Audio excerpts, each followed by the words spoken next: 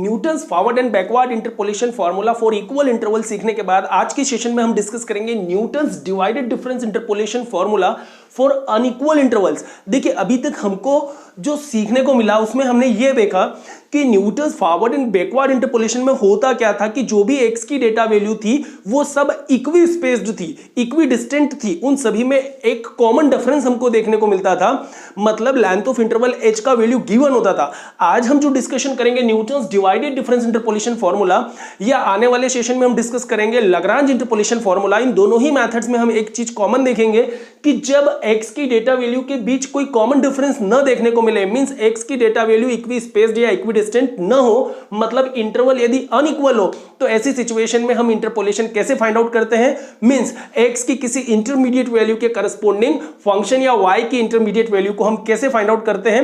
इन दोनों मेथड्स के माध्यम से हम बड़ी आसानी से उन चीजों को सीखेंगे। तो बात करते हैं Newton's divided difference interpolation formula for unequal interval. अब मान लीजिए सपोज हमको x की कोई n+1 number of data values given है, like x0, x1, x2, x3 से लेके हम बात करें xn तक। Suppose this be the n+1 number of data values of x। ये सब हमको x की डेटा वैल्यूज गिवन है एंड सपोज x की इन वैल्यूज के करस्पॉन्डिंग फंक्शन fx की या y की वैल्यूज को हम रिप्रेजेंट करें f(x0), f(x1), f(x2), f(x3) से लेके f(xn) तक। सपोज ये n+1 number of function values हैं। अब x और y की या x और fx की वैल्यूज तो हमेशा हमको क्वेश्चन में गिवन होती है। हम फाइंड आउट करेंगे x के किसी इंटरमीडिएट वैल्यू के लिए y का intermediate value with the help of Newton's divided difference interpolation formula. हम बात करेंगे कि न्यूटन्स डिवाइडेड डिफरेंस होता क्या है। इसके पहले हमने फॉरवर्ड डिफरेंस पढ़ा, बैकवर्ड डिफरेंस पढ़ा, सेंट्रल डिफरेंस पढ़ा, कई सारे डिफरेंस ऑपरेटर्स के बारे में हमने स्टडी किया। आज हम बात करेंगे कि न्यूटन्स डिवाइडेड डिफरेंस क्या होता है। तो बेसिकली इसको हम रिप्रेजेंट करेंगे फॉरवर्ड डिफरेंस ऑपरेटर में। यदि हम इस प्रकार से डिवाइड कर दें तो ये जो ऑपरेटर होता है इसको हम कहते हैं डिवाइडेड डिफरेंस ऑपरेटर। मतलब फॉरवर्ड डिफरेंस को हम बीच में से डिवाइड कर दे तो बन जाएगा डिवाइडेड डिफरेंस। अब इसको रिप्रेजेंट करने का हमने तरीका सीखा, अब इसको डिफाइन कैसे करेंगे। तो देखिए जो भी हमारा फंक्शन होता है, चूंकि ये बात तो हम अच्छे से जानते हैं कि जितने भी डिफरेंस ऑपरेटर्स होते हैं वो y या फंक्शन fx पे ही हम अप्लाई करते हैं। तो f(x0) with respect to x1, या इसको हम ऐसा भी रिप्रेजेंट कर सकते हैं f(x0, x1)। तो देखिए x0 और x1 के लिए डिवाइडेड डिफरेंस फर्स्ट ऑर्डर का जो होगा वो होगा f(x1) minus f(x0) upon x1 minus x0। तो ये हुआ first order divided difference of function f(x) with respect to this two points x0 and x1। Represent करेंगे f(x0) और नीचे हम लिखेंगे x1 को। ये x1 नीचे यदि नहीं भी लिखेंगे तो भी सफिशिएंट है यदि हम डिवाइडेड डिफरेंस ऑपरेटर का सिंबल बना रहे हैं। अब इसी प्रकार यदि हम फर्स्ट ऑर्डर के लिए डिवाइडेड डिफरेंस बनाए, suppose f(x1) with respect to x2, मतलब इसको रिप्रेजेंट किया जाए f(x1, x2), तो देखिए इन दो पॉइंट्स के करस्पॉन्डिंग डिवाइडेड डिफरेंस जो है फर्स्ट ऑर्डर का वो कैसे बनेगा f(x2) minus f(x1) upon x2 minus x1। मतलब जिन भी दो पॉइंट्स के करस्पॉन्डिंग हम फर्स्ट ऑर्डर का डिवाइडेड डिफरेंस बनाते हैं उन दो पॉइंट्स की फंक्शनल वैल्यू का जो डिफरेंस होता है उसको हम x की वैल्यू की डिफरेंस से डिवाइड कर दें। क्लियर। जैसे x1 और x2 की बात की जाए तो x1 और x2 पे जो फंक्शन की वैल्यू का डिफरेंस है उसको x1 और x2 के डिफरेंस से हम क्या कर दें, डिवाइड कर दें, तो हमको फर्स्ट ऑर्डर का डिवाइड डिफरेंस मिलेगा x1 x2 पॉइंट्स के अबाउट। अब उसी प्रकार यदि x0 x1 के करस्पॉन्डिंग निकाला जाए डिवाइडेड डिफरेंस तो f(x1 minus f(x0) upon x1 minus x0 divided difference है तो यहां आपको डिवीजन देखने का मिलेगा। ऊपर y की वैल्यू मतलब फंक्शन की वैल्यू का डिफरेंस और नीचे x की वैल्यू का डिफरेंस, और उनका डिवीजन जो है वो डिवाइडेड डिफरेंस को रिप्रेजेंट करेगा। अब ये तो बात की हमने कि किन्हीं दो पॉइंट्स के लिए कैसे हम फर्स्ट ऑर्डर के डिफरेंस को रिप्रेजेंट करते हैं डिवाइडेड डिफरेंस के फॉर्म में। अब यदि मैं सेकेंड ऑर्डर के डिवाइडेड डिफरेंस की बात करता तो सेकेंड ऑर्डर डिवाइडेड डिफरेंस जो होता है यहां पे, the second order divided difference, the second order divided difference of fx, it is denoted as del square f of x0 और यहां आएगा अपने पास x1 कॉमा x2 और इसको हम रिप्रेजेंट कर सकते हैं एक और फॉर्म में f of x0 x1 x2 से, और इसको हम डिफाइन करेंगे f of x1 comma x2 minus f of x0 comma x1 and upon में आ जाएगा अपने पास x2 माइनस x0। तो it is the second order divided difference of fx for x0 x1 and x2। तो देखिए एक चीज ऑब्जर्व करें कि जो फर्स्ट ऑर्डर डिवाइडेड डिफरेंस होता है उसमें हम 2 पॉइंट्स लेते हैं, सेकेंड ऑर्डर डिवाइडेड डिफरेंस में अपने को कितने पॉइंट्स देखने को मिलेंगे? 3 पॉइंट्स। यदि x0 से स्टार्ट करेंगे तो 3 पॉइंट्स बनेंगे, x0 x1 x2, और यहां हम डिफरेंस किसका निकालेंगे?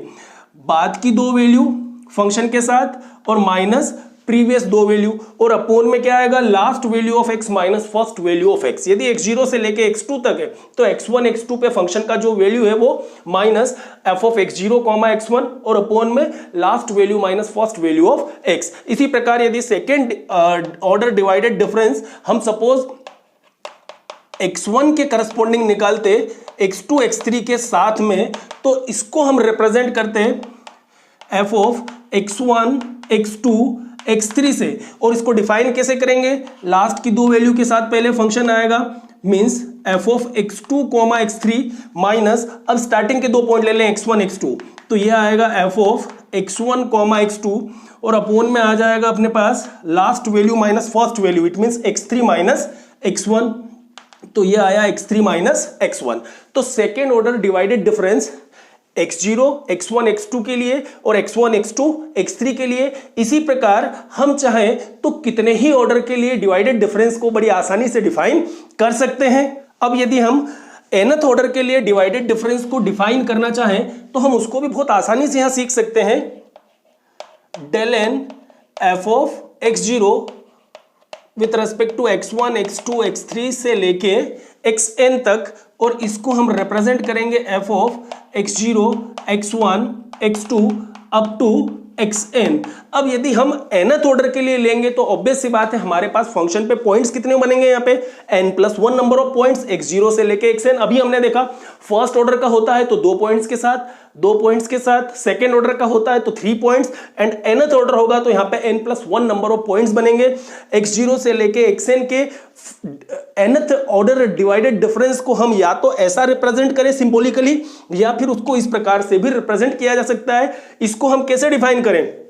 तो देखिए यहां पे फर्स्ट पॉइंट छोड़ के सेकेंड से लेके लास्ट तक, और फिर लास्ट वाला पॉइंट छोड़ के फर्स्ट से लेके सेकेंड लास्ट तक का डिफरेंस, और अपोन में लास्ट माइनस फर्स्ट। जो प्रोसीजर हम फॉलो कर रहे हैं उसी प्रोसीजर को फॉलो करते हुए nth ऑर्डर के डिवाइडेड डिफरेंस को भी हम यहां लिख सकते हैं, means f of x1 x2 x3 से लेके xn एंड माइनस, अब देखिए फर्स्ट से लेके लास्ट, यहां भी हमने यही किया, फर्स्ट पॉइंट छोड़ के सेकेंड से लास्ट, और यहां भी फर्स्ट छोड़े तो सेकेंड से लेके लास्ट तक, एंड माइनस फर्स्ट से लेके सेकेंड लास्ट तक, तो ये हो जाएगा x0 x1 x2 से लेके xn माइनस 1 तक, और इनमें डिवाइड हम कर देंगे last point minus first point, that is xn minus x0 से, तो ये आएगा xn माइनस x0। तो इस प्रकार हम nth ऑर्डर के लिए डिवाइडेड डिफरेंस को भी बहुत आसानी से डिफाइन कर सकते हैं। आई होप कि डिवाइडेड डिफरेंस क्या होता है, उसको कैसे रिप्रेजेंट किया जाता है और कैसे हम उसको डिफाइन करते हैं, ये चीज हमको समझ में आई। अब हम बात करेंगे कि डिवाइडेड डिफरेंस के लिए डिफरेंस टेबल किस प्रकार से बनाई जाती है। तो लेते हैं न्यूटन्स डिवाइडेड डिफरेंस टेबल। अब देखिए डिफरेंस टेबल बनाने के लिए हमको बेसिकली 2 चीजों की रिक्वायरमेंट होती है। पहले कॉलम में तो हम x की मतलब आर्गुमेंट की वैल्यूज लिखेंगे, और सेकेंड कॉलम में हम y मतलब एंट्रीज जिसको कहें उनकी वैल्यूज रखें। तो अब x की वैल्यू सपोज हमारे पास x0 x1 x2 and x3, suppose ये 4 डेटा वैल्यूज ऑफ x हमको यहाँ पे गिवन है, and the corresponding value of y, या फिर ये कहें f ऑफ x, ये होंगे f of x0 f of x1 f of x2 and then f of x3। अब यदि हमसे कहा जाए कि इन 4 डेटा वैल्यूज के लिए हम एक डिवाइडेड डिफरेंस टेबल बनाए, तो देखो डिवाइडेड डिफरेंस ऑपरेटर हमको पता है, हम पहले फॉरवर्ड डिफरेंस ऑपरेटर लिखते थे डेल fx या डेल y। अब यहां पे हम डिवाइडेड डिफरेंस ऑफ y। तो ये first divided difference of y होगा, जो कि रिप्रेजेंट हम कैसे करेंगे, देखो यहां पे भी लिखने का तरीका, टेबल कंस्ट्रक्ट करने का तरीका वही रहेगा जो हम फॉरवर्ड और बैकवर्ड डिफरेंस में करते आए। मतलब कि नहीं, दो वैल्यू के बीच में ही आपको नए डिफरेंस को पुट करना होगा। मतलब यदि f ऑफ x0 x1 यहां है तो बिल्कुल इनके सेंटर में हम क्या लिखेंगे, first divided difference of y।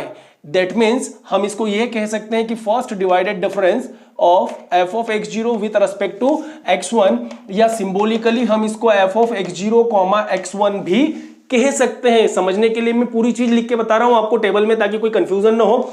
और इसको हम लिखेंगे कैसे, f of x1 second value f of x1 minus f of x0 और अपॉन में x1 माइनस x0। अभी तक देखो हम क्या करते थे, केवल फंक्शन वैल्यूज का डिफरेंस लेते थे जब हम फॉरवर्ड डिफरेंस की बात करते थे या बैकवर्ड की। बट डिवाइडेड डिफरेंस में हम क्या करेंगे, second value minus first value. यदि केवल इतना करते तो फॉरवर्ड डिफरेंस, और यदि इसको मैं डिवाइड कर दूं second value minus first value of x से, तो ये किसको रिप्रेजेंट करेगा, फर्स्ट डिवाइडेड डिफरेंस को रिप्रेजेंट करेगा। केवल न्यूमरेटर होता तो ये डेल y0 फॉरवर्ड के केस में होता, और यदि इसको मैं x1 माइनस x0 से डिवाइड कर दूंगा तो फर्स्ट ऑर्डर का डिवाइडेड डिफरेंस रिप्रेजेंट करेगा।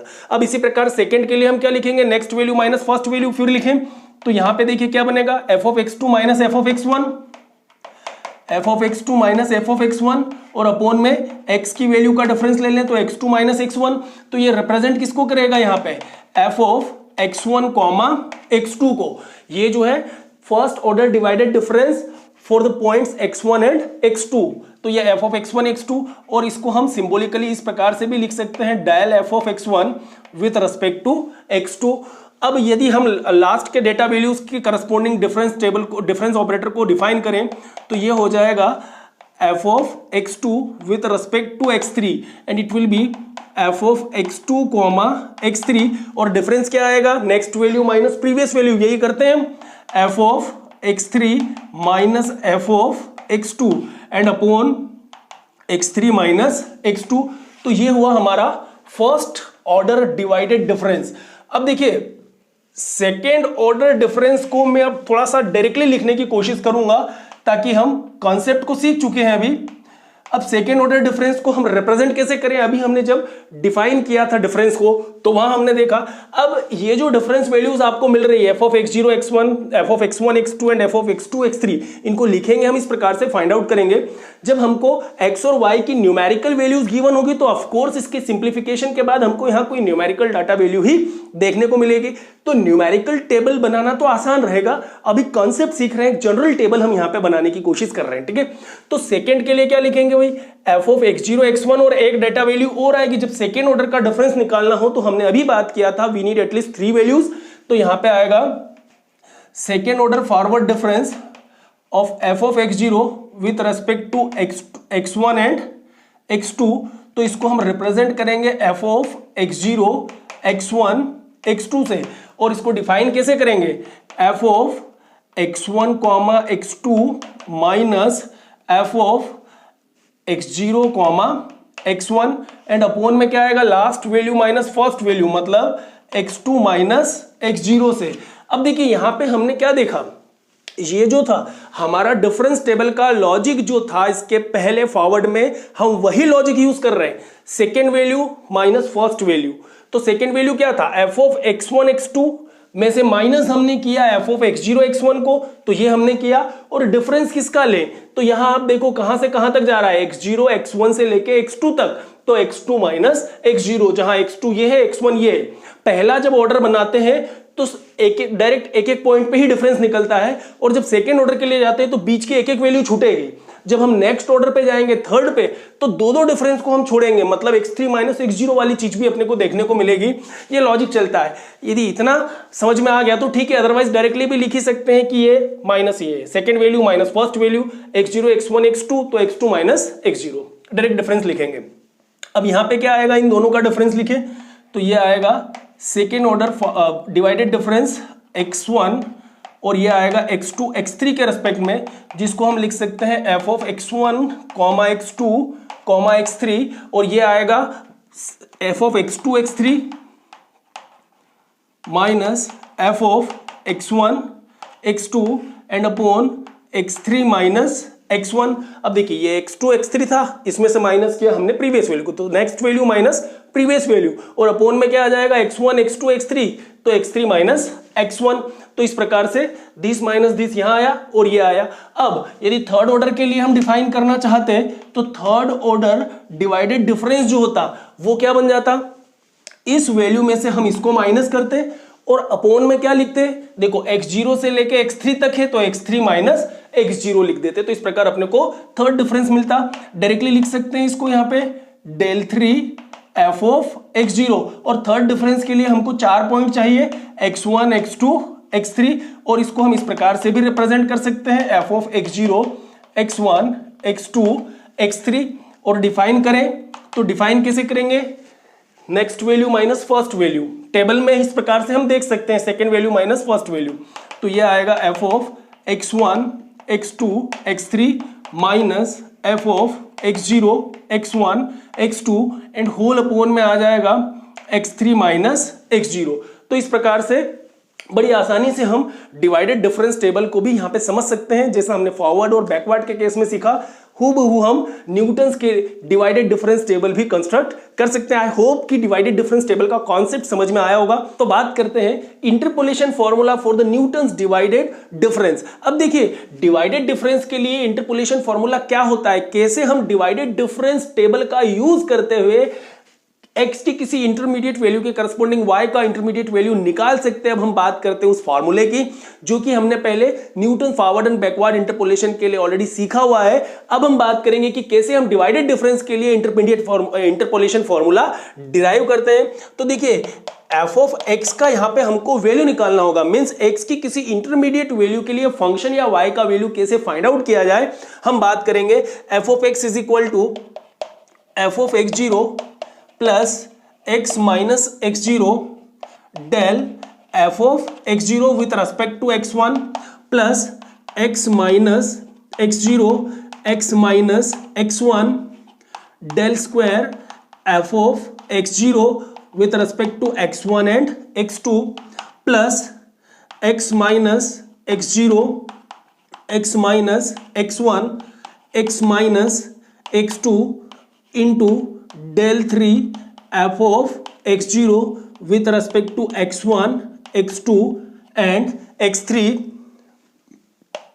एंड सिमिलरली इसको यदि हम लास्ट टर्म तक लेके चलें तो हो जाएगा x minus x0 x minus x1 x minus x2 से लेके x minus xn into del n f of x0 for the data values x1 x2 x3 से लेके xn तक। चूंकि देखिए x0 था तो del 1, x minus x0 x minus x1 दो फैक्टर्स तो डेल स्क्वायर, 3 फैक्टर्स तो डेल क्यूब। तो यहां पे कितने फैक्टर्स आएंगे, n नंबर ऑफ फैक्टर्स। और यदि x माइनस x0 से स्टार्ट किया तो it will B from x0 x minus xn minus 1 del n f of x0 from x1 x2 x3 से लेके xn तक। तो ये होता है Newton's divided difference interpolation formula, इसको कहें इक्वेशन नंबर फर्स्ट। तो ये जो इक्वेशन फर्स्ट है किसको रिप्रेजेंट करेगा, न्यूटन्स डिवाइडेड इंटरपोलेशन फॉर्मूला को। अब देखिए इस फॉर्मूले की हेल्प से x की किसी भी इंटरमीडिएट वैल्यू के करस्पॉन्डिंग हम y की वैल्यू को बड़ी आसानी से फाइंड आउट कर सकते हैं। हम चाहें तो अब देखिए अलग अलग किताब में अलग अलग प्रकार से फॉर्मूला लिखा जा सकता है, क्योंकि नोटेशन जो है वो डिफरेंट टाइप के होते हैं। Del F of x0 x1 लिखे, या फिर इसकी प्लेस पे आप एफ ऑफ x0 x1 भी लिख सकते हैं। Del square F of x0 x1 x2 लिखे, या इसकी प्लेस पे F of x0 x1 x2 भी लिख सकते हैं। उसी प्रकार del 3 F of x0 x1 x2 x3 की प्लेस पे आप F of x0 x1 x2 x3 भी लिख सकते हैं। ये चॉइस हमारी होगी कि नोटेशन हमको किस प्रकार से यूज करना होगा। आई होप कि फॉर्मूला भी समझ में आया होगा।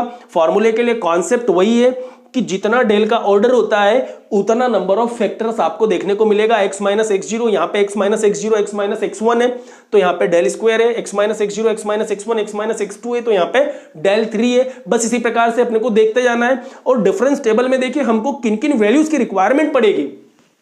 ये del F of X zero, del square F of X zero, del 3 F of X zero. मतलब जो फर्स्ट टेबुलर वैल्यूज आपको देखने को मिलेगी डिफरेंसेस की, वही हम फॉर्मूले में यूज करने वाले हैं। तो इस चीज को हम बड़ी ध्यान से मतलब समझने की कोशिश करें कि हमको टेबल में किन किन वैल्यूज की रिक्वायरमेंट होगी जब हम फॉर्मूला यूज करें। तो लेते हैं इसी पर बेस्ड एक एग्जांपल। अब देखिए क्वेश्चन में हमसे कहा गया है evaluate F of 9 using Newton's divided difference formula for the given data value. हमको यहाँ x और एफ एक्स मतलब y की वैल्यूज गिवन है। x के लिए हमको यहाँ पे 5 डेटा वैल्यूज गिवन है और corresponding values of F x भी हमको गिवन है।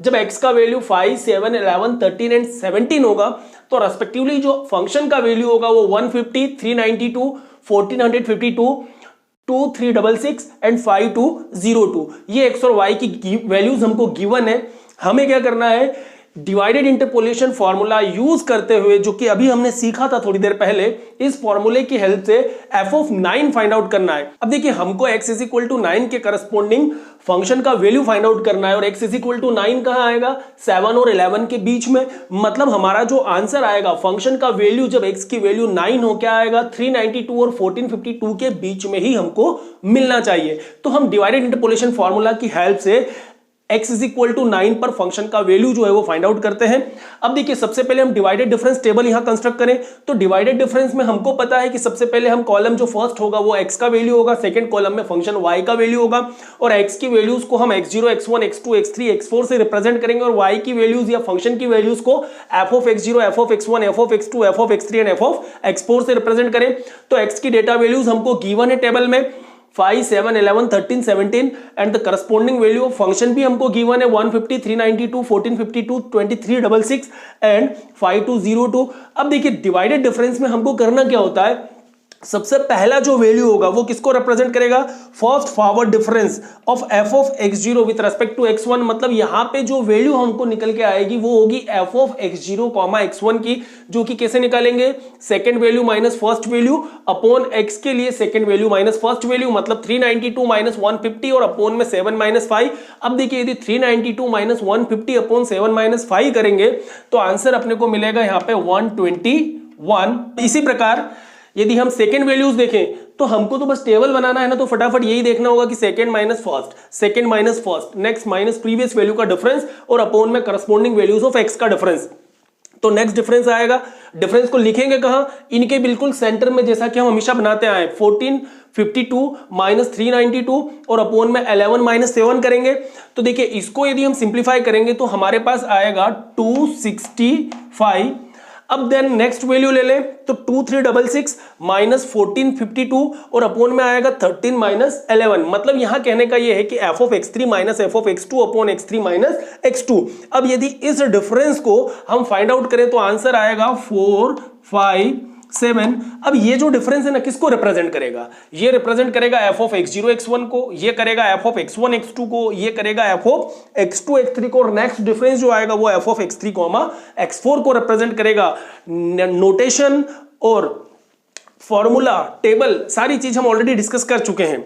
अब यहां यदि हम बात करें तो 5202 माइनस 2366 अपॉन में 17 माइनस 13, यदि इसकी बात करें तो यहां अपने को आंसर आएगा 709। तो इस प्रकार देखिए फर्स्ट ऑर्डर के लिए डिवाइडेड डिफरेंस हमने यहां पे निकाले हैं। अब इसी प्रकार सेकेंड ऑर्डर के लिए डिवाइडेड डिफरेंस यदि निकालना हो तो हम कैसे निकालें, second value minus first value, मतलब यहां हम कहेंगे 265 माइनस 121 एंड अपॉन में देखो क्या आ जाएगा। अब यहां पे यदि ये जो डिवाइडेड डिफरेंस था हमने कहा f ऑफ x0 x1 और ये x1 x2, तो f of x1 x2 minus f of x0 x1, मतलब सेकेंड ऑर्डर के लिए हमारे पास कितनी डेटा वैल्यू होनी चाहिए थी, 3 data value x0 x1 x2। तो डिफरेंस जो बनेगा यहां किसका बनेगा, x2 माइनस x0 और x2 का वैल्यू होता है 11 और x0 का वैल्यू 5, तो यहां आएगा 11 माइनस 5। उसी प्रकार नेक्स्ट वैल्यू यदि हम ले ले डिफरेंस तो 457 एंड माइनस 265।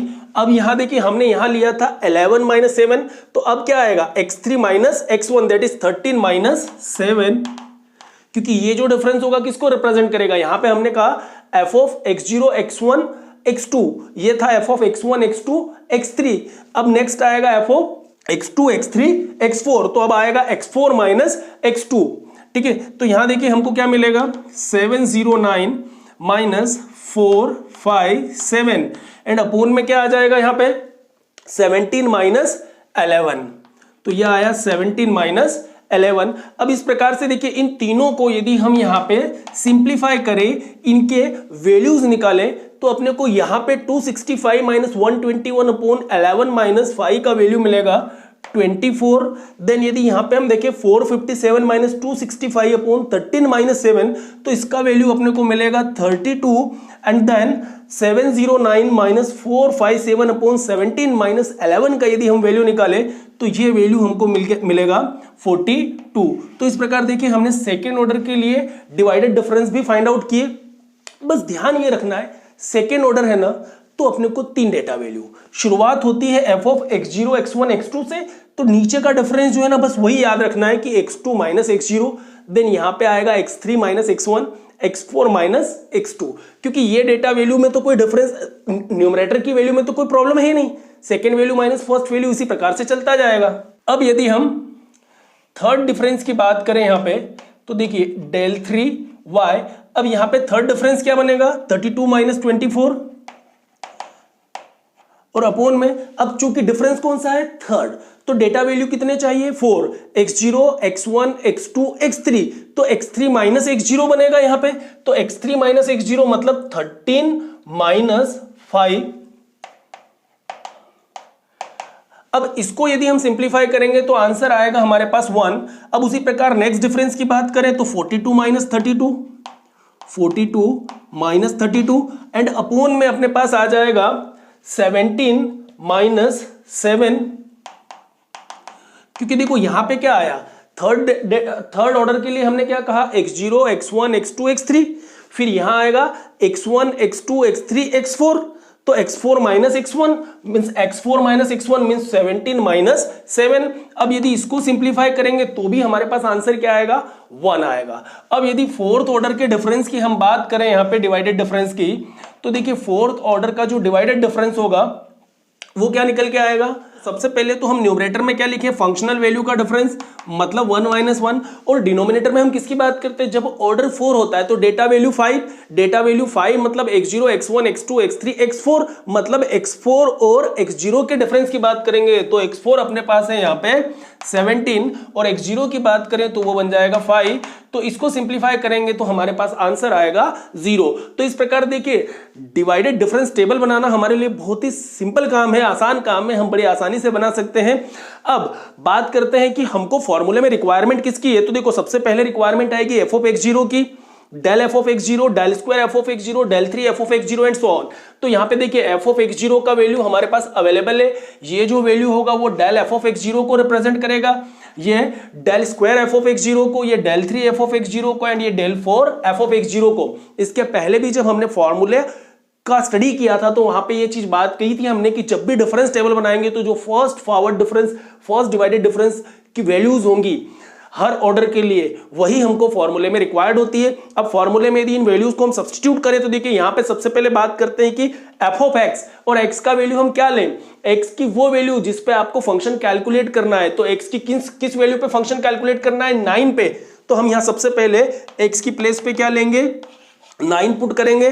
तो देखिए लेफ्ट हैंड साइड पे अपने को मिला f of 9 is equal to, right hand side की बात करें f ऑफ x0, और f ऑफ x0 का वैल्यू हमारे पास अवेलेबल है यहाँ पे 150 plus x minus x0, x मतलब 9 एंड माइनस x0 का वैल्यू है यहाँ पे 5 और into del f of x0, और डेल f ऑफ x0 का वैल्यू अपने पास अवेलेबल है यहाँ पे 121 plus x minus x0 x minus x1, और x का वैल्यू 9, तो 9 माइनस x0 मतलब 5 एंड 9 माइनस x1 मतलब 7, और इनटू यहां पे अपने पास है del square f of x0 जो कि है 24 प्लस x माइनस x0 मतलब 9 माइनस 5, x माइनस x1 मतलब 9 minus 7 and x minus x2, and x minus x2 मतलब 9 minus 11 and into del 3 f of x0 जिसका वैल्यू है अपने पास 1 एंड प्लस लास्ट का वैल्यू अपने पास आ जाएगा x माइनस x0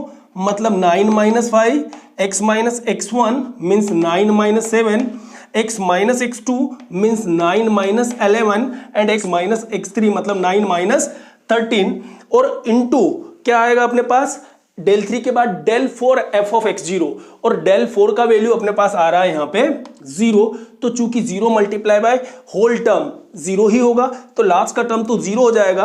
अब यदि हम कैलकुलेटर के माध्यम से इस पूरी टर्म को सिंप्लीफाई करेंगे तो यहां पे f of 9 का जो वैल्यू निकल के आएगा वो होगा 810, मतलब x इज इक्वल टू 9 पर फंक्शन का जो वैल्यू होगा वो होगा 810, मतलब देखिए जब x का वैल्यू 9 हो जो कि 7 और 11 के बीच में है तो ऑब्वियस सी बात है कि फंक्शन का वैल्यू क्या आएगा 392 और 1452 के बीच में, मतलब 810। तो इस प्रकार न्यूटन्स डिवाइडेड डिफरेंस टेबल के माध्यम से भी हम डिवाइडेड इंटरपोलेशन फॉर्मूला यूज करते हुए भी बड़ी आसानी से x की किसी इंटरमीडिएट वैल्यू के करस्पॉन्डिंग y की इंटरमीडिएट वैल्यू फाइंड आउट कर सकते हैं। तो आई होप कि न्यूटन्स डिवाइडेड इंटरपोलेशन फॉर्मूला समझ में आया होगा। Thank you very much, thanks for watching this video.